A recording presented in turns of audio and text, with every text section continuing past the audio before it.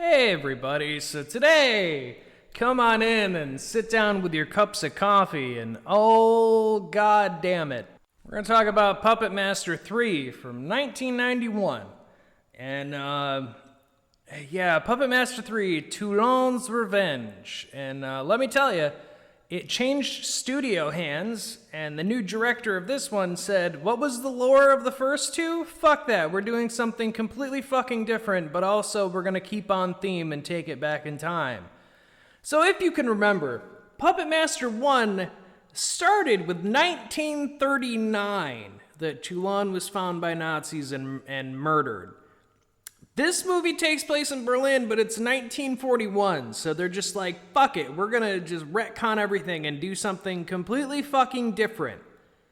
God fucking damn all of you. But 4 and 5 will continue on this trend and only acknowledge the third one, meaning that 1 and 2, even though they're called numbered as sequels, just never happened.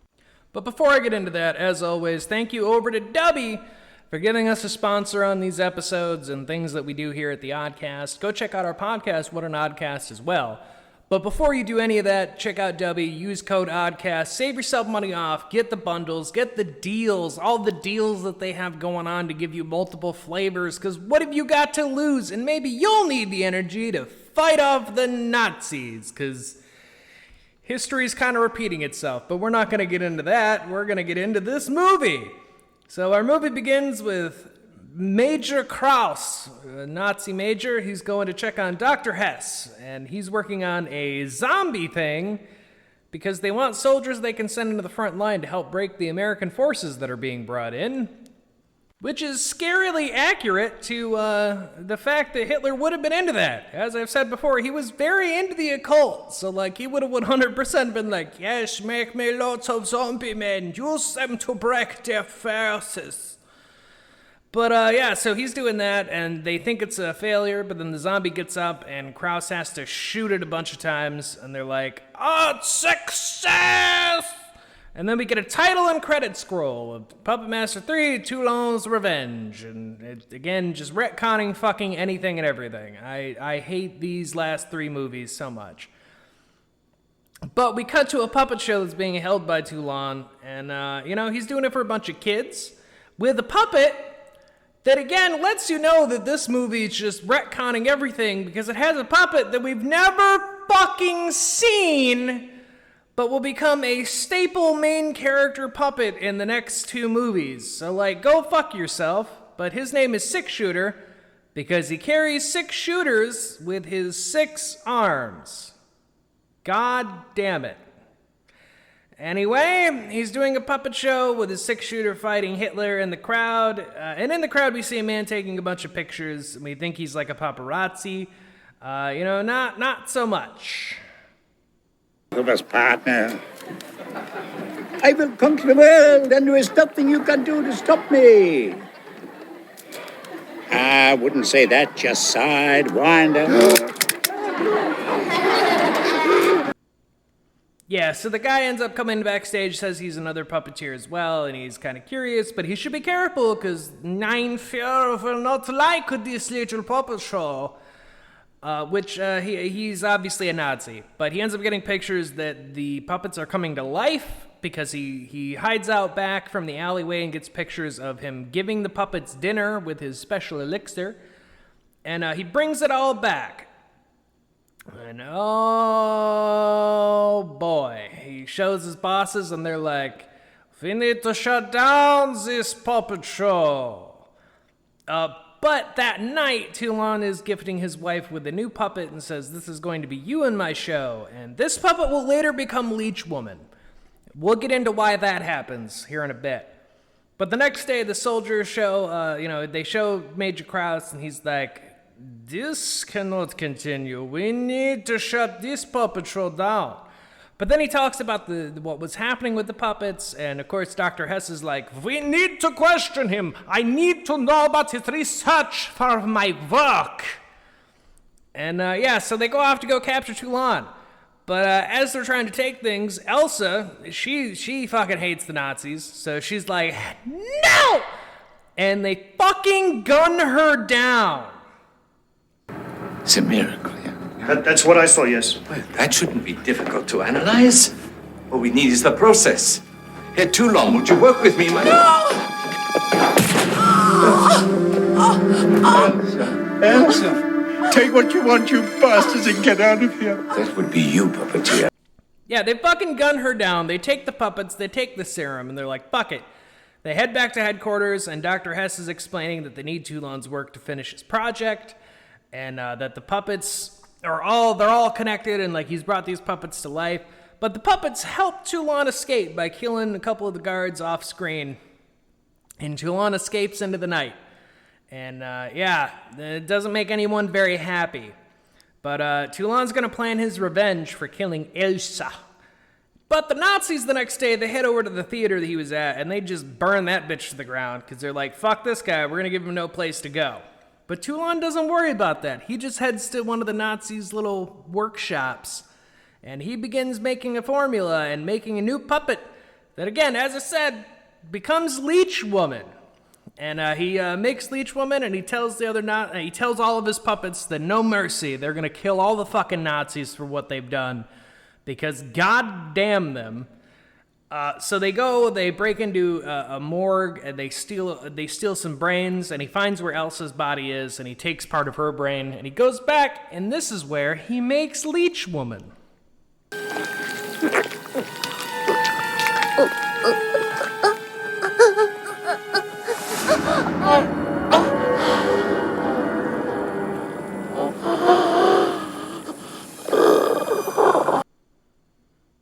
Isn't that nice? He basically brought her back as a way for her to get revenge for her death, which is we'll get into later how he's been making puppets. But anyway, that night back at headquarters, the Nazi who turned him in, he gets a nice little surprise by Jester, Pinhead, and Leech Woman, who they don't like that he's kind of a dick.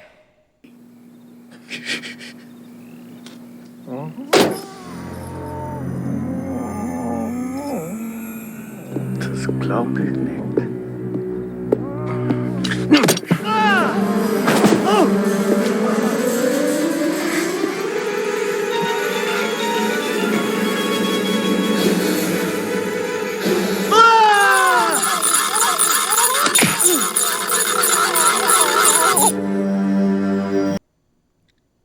So yeah, he's fucking dead. They find his dead body, and it's all like, how the hell did he die? Did anyone fucking see anything? Like, what the fuck? But inside the lab, we find that Dr. Hess has been making a formula based on Toulon's potion there. And Major Krause has shown, he's shown the dead Tattletale, and then Dr. Hess is all like, I'm getting real close with my stuff, but I need to talk to Toulon. He knows what it is that I'm missing to make this work properly. But he ends up bringing a soldier back who killed himself, and the zombie just ends up trying to kill itself again, and they're like, well, this is a fucking failure. I don't know what you even think you've succeeded at. And Dr. Hess explains, like, well, he fucking killed himself, so, like, bringing him back, he just reverted back to what he had done before. But if you bring me someone that died on the front line, I guarantee you're gonna have a good-ass zombie soldier there. So, Toulon, he's hiding off, so they send a bunch of soldiers into the streets, and we see Toulon try and slip away. And, and in the morning, Dr. Hess gets grilled by the commander about his work not being good enough. And that he admits, like, I need Toulon. And the commander tells him, like, well, we either get some things, or there are going to be some terminations going forward. But the commander in charge, he leaves to his whorehouse, as we see he likes to frequent quite a bit. But Pinhead overhears where he's going, and Toulon sets out with Six Shooter, and sends in Six Shooter as a fucking assassin, and they take out the commander. What is this joke?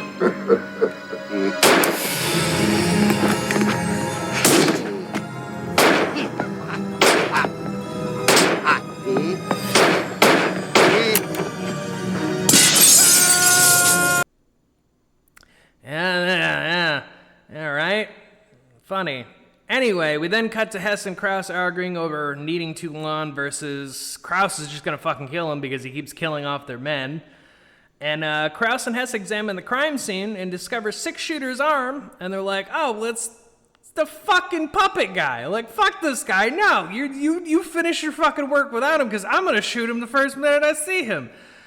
Anyway, meanwhile, Toulon has visitors where he's hiding out, and it's a young boy named Peter and his father.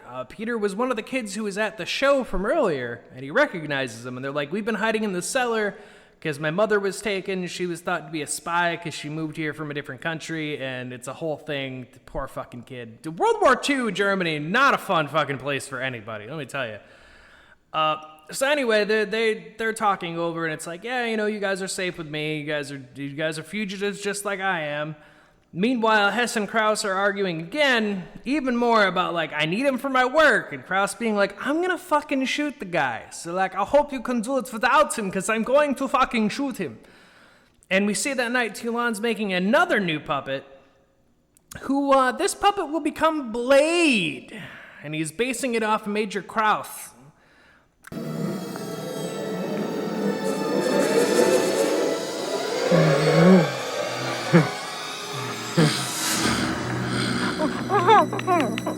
But as Peter goes to find his father for bed, we find that his father ended up finding a poster that they put out about a 10,000 whatever euro, whatever it is they have. I didn't pay attention because this movie, I can't. But there's a reward going on for giving out Toulon where he is, and he's debating it to clear their name and get the boy's mother back. Back at Hess and Krause, they're talking about how Toulon in World War I was a medic, and that he had gone to medical school, but then stopped and changed his life for some reason and went into the whole puppet thing, and they're not really sure what's going on there. So Hess goes off to the old workshop where Peter ended up going, because he's getting supplies so the six-shooter can be fixed up. But that doesn't really work out, because Hess grabs him and then convinces him to lead him back to Toulon, which he does because he convinces him he's just a friend. And they talk about how he ended up not doing it because he didn't like the gore or whatnot. So Toulon and Hess kind of make up, and they're talking. And he explains that he found his serum and the chant and everything in Egypt. And of course, that all of his puppets are Nazi casualties who he's brought back to life to exact their own revenge. Completely organic. But I have used it, but cannot duplicate what you've done. You didn't know your subjects, Doctor. When I call these puppets my friend, it is no mere affectation. I knew them in life. Hans Seidemann, the bookkeeper. Very funny, full of tricks and practical jokes. Shot by the Nazis. Hermann Strauss, a truck driver. Executed for smuggling food to the Jewish ghetto. And Elsa, you were there when they took her from me. Yes. But what gives them life? The will to live. So yeah, the puppets themselves are all made using the souls and brains of people that he knew and got killed by Nazis. Although it does raise a lot of questions. He doesn't talk about all of them. So like, what about Tunneler? Like, he looks like he's in like a uniform. So like, what fucks up with that? And also, again, just ignoring the first two movies, the second movie when he made Torch, what the fuck's up with Torch then? He's just a random flame-throwing fucking maniac doll. Like, what the fuck? So anyway, we cut back to outside where Strauss has been led right to where Toulon is. By the father, of course, because gotta get that fucking money. And Krause orders his men in to shoot Hess and capture Toulon and kill him, bring him out so that he can personally kill him. But some soldiers enters and the puppets fight back as Hess and Toulon make their escape.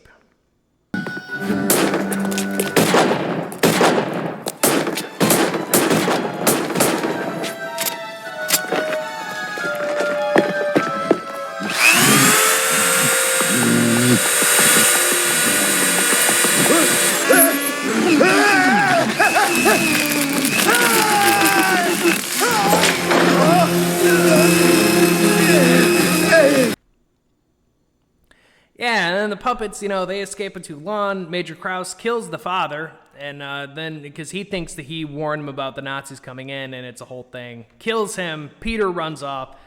And as they're all escaping, Six Shooter helps deal with a couple of stragglers that are following behind, but Hess ends up getting stabbed and killed. But he tells them that we need more, fuck the Nazis, we need more men like you to survive this war. And then Hess dies off. But Toulon finds another abandoned building, looks like an old funeral home, and he starts taking a nap because the events of the day are just, they're a bit much for him. But Peter finds him in the night, he gets brought back by the puppets, and he wants to help avenge his father's murder. And we cut to Major Krause at headquarters. He's hanging up his coat and his hat. He's trying to figure out his next move to go kill this fucking Toulon guy and the goddamn puppets. But the puppets find him, and Blade makes his debut as Toulon's just been sitting in the shadows, and he gives him a whole little speech here.